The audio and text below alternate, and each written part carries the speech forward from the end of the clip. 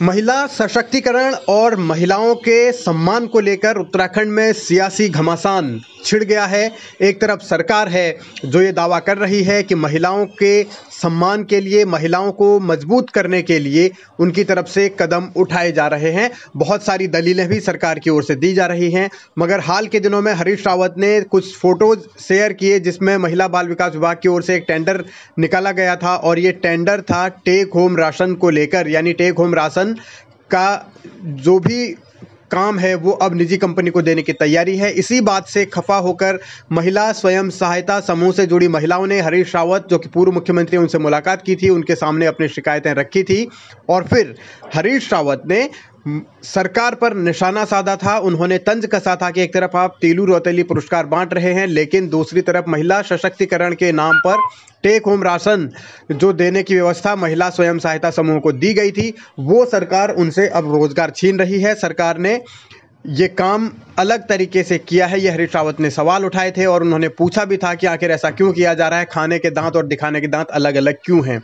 इसी पर अब सरकार अपना दावा कर रही है। सरकार का ये दावा है कि उन्होंने महिलाओं के आर्थिक तौर पर उन्हें मजबूत बनाने के लिए जो कदम उठाए हैं उनके सकारात्मक नतीजे आए हैं और अब जो टेक होम राशन है उसको लेकर भी रेखा आर्या, जो कि महिला सशक्तिकरण विभाग की मंत्री हैं, उन्होंने सवाल उठाए हैं। हरीश रावत को रिटायर्ड दाजू कहा है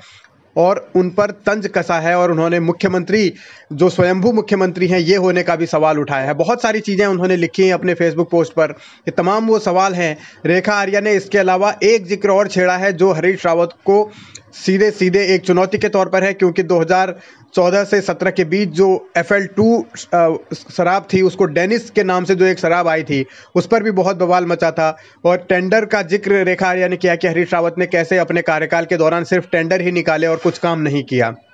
तो ये ऐसे सवाल हैं जो उन्होंने उठाए हैं और कुर्सी ही मिलते ही आपका राज्य प्रेम गायब हो जाता है। शराब को लेकर उन्होंने सवाल उठाए हैं। हरीश रावत पर यह भी आरोप लगाया है कि उन्होंने लाखों महिलाओं का भविष्य खराब किया, क्योंकि शराब एक निजी कंपनी के हाथों में दे दी और शराब बेचकर जो उत्तराखंड में माहौल खराब हुआ। बहुत सारी चीज़ें उन्होंने कही हैं, लेकिन ये तमाम ऐसे पहलू हैं जिन पर अब सियासत आगे भी होती रहेगी और ये इसी कवायद के बीच तीलू रौतेली पुरस्कार पाने वाली 2 महिलाओं ने भी अपना सम्मान वापस कर दिया है और उन्होंने ये आरोप लगाया कि सरकार महिला सशक्तिकरण का सिर्फ दिखावा कर रही है। ऐसे में जो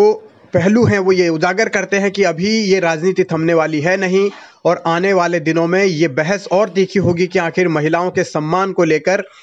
किसने काम किया और कौन सिर्फ नाम कर रहा है। ये तमाम ऐसे पहलू हैं जो राजनीति में उत्तराखंड में उठ रहे हैं, लेकिन मौजूदा हालात में रेखा आर्या ने जिस तरीके से हरीश रावत पर सवाल उठाए हैं, डेनिस का जिक्र किया है, FL2 का जिक्र किया है, तो ये जाहिर है कि आने वाले चुनाव में, यानी 2022 के विधानसभा चुनाव में भी ये मुद्दे उठते रहेंगे और हरीश रावत के लिए शायद ये परेशानी भी हो, क्योंकि जवाब वो कैसे देंगे इसका इंतज़ार करना होगा। लेकिन ये भी समझना होगा कि रेखा आर्या वही हैं जो 2014 में हरीश रावत के कहने पर ही उन्हें टिकट मिला था अल्मोड़ा के सोमेश्वर विधानसभा से, वहाँ उपचुनाव उन्होंने लड़ा था और वो कांग्रेस के टिकट पर जीत भी गई थी। लेकिन 2017 आते आते वो भारतीय जनता पार्टी में शामिल हुई, वहाँ फिर चुनाव वो सोमेश्वर से जीती और उसके बाद वो मंत्री भी बनी और अब हरीश रावत पर ही वो सवाल उठा रही हैं। तो ये सियासत कैसी है ये समझना ज़रा मुश्किल है।